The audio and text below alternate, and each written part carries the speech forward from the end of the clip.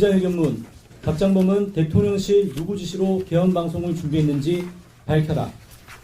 의혹의 시작은 당시 최재현 KBS 보도국장의 수상적인 행보에서 시작했다. 왜 퇴근했던 최재현 전 국장이 다시 회사로 돌아왔느냐는 것이다. 퇴근한 국장이 아무런 이유 없이 돌아오지 않았을 것이며 돌아와서는 대통령실 출입 기자에게 동향 확인을 지시하고 취임 이후 한 번도 들어가지 않았다는 뉴스 부조정실에 들어가 신호 수신 여부를 챙기는가 하며 무슨 일이냐는 질문에 안보 관련이라는 대답까지 했다고 한다. 그리고 12월 3일 밤 10시 23분 KBS는 지상파 가운데 유일하게 윤석열 전 대통령의 비상계엄 선포 담화를 적시에 맞춰 방송했다. 우연이라기엔 너무나 이례적이고 기이한 행보와 결과였다. 이런 정황은 KBS의 누군가가 내란 권력과 결탁해 방송을 준비했다는 합리적 의심을 갖게 했다. 이에 KBS 본부는 방송 편성의 자유를 보장한 방송법 4조를 위반한 것이라 보고 수사를 의뢰했다.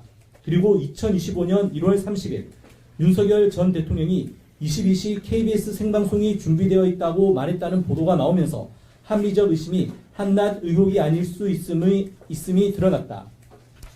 당시 의혹의 핵심은 누가 어떤 내용으로 전화를 했기에 퇴근한 보도국장이 다시 회사로 돌아왔느냐였다. KBS 본부는 끈질기게 추적한 끝에 최재현 당시 국장에게 전화한 주인공이 박장범 현 KBS 사장이라는 것을 알아냈다. 당시 박장범은 사장 내정자 신분으로 방송 편성과 관련한 어떠한 권한을 가지지도 않은 위치였음에도 권력자 누군가의 연락을 받아 최재현 국장에게 대통령 담화방송 준비를 전달했을 것이라고 추정된다. 그렇지 않다면 야간 상황실장에게 맡겨도 될 일을 왜 최재현 전 국장이 퇴근했다 다시 출근했겠는가? 끈질긴 취재에서 드러난 것은 당시 보도국장의 이상한 행보만이 아니다. 12월 3일 코리아풀을 통해 대통령 담화가 공식적으로 예고된 것이 밤 9시 18분이었다. 하지만 그보다 이른 밤 8시 40분쯤 이상민 전 행정안전부 장관이 윤석열 전 대통령으로부터 22시 KBS 생방송을 들었고 밤 9시쯤에는 한덕수 전 총리도 같은 내용을 들었다. 코리아풀의 공식 공지 이전에 윤석열 전 대통령이 22시 KBS 생방송을 말한 것은 분명히 KBS 내부의 누군가가 담화 생방송을 지시했고 수행하겠다는 회신을 들었기 때문에 가능했을 것이다. 그리고 최재현 전 국장이 정부 발표 내용이 안보 관련이라고 말하는 걸 들었다는 증언에 따르면 공식 발표 이전에 최재현 국장은 계엄을 알았을 수 있다는 강한 의심을 지우기 어렵다. 결국 대통령실의 누군가가 박장범 사장에게 연락했고 박장범 사장은 다시 최재현 전 국장에게 전달했으며 KBS 내부 누군가가 22시 생방송이 가능하다는 답변을 주었기에 윤석열 전 대통령이 코리아풀 공지 이전에 22시 KBS 생방송을 말했다고 보는 것이 합리적 추론일 수밖에 없다. 그래서 KBS 본부는 박장범 사장에게 요구한다. 박장범 사장은 내란의 밤 누구로부터 어떤 내용의 연락을 받았는가? 그리고 최재현 전 국장에게는 무엇라 얘기했는가?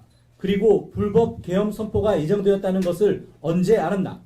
불법 계엄을 안 이후 공영방송 사장 취임을 앞둔 KBS 기자로서 어떻게 행동했는가를 한치의 빠짐도 없이 밝혀라. 박장범 사장은 즉시 12월 3일 내란의 밤에 있었던 일을 스스로 고백하라. 또한 KBS 본부는 경찰에도 요구한다. 이미 고발한 지 1년여가 지난 사건이다. 왜 아직도 수사 결과를 내놓지 못하는가?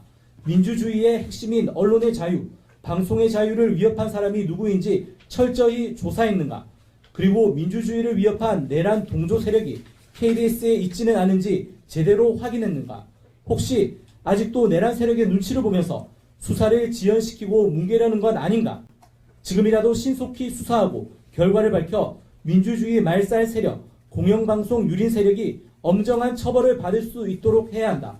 KBS 본부는 공영방송 KBS를 장악하려 했던 자와 권력에 헌납한 자들이 누구인지 철저히 조사해 역사의 심판대에 세울 것을 수사당국에 촉구한다. 2026년 1월 26일 전국언론노동조합 KBS 본부 쟁의대책위원회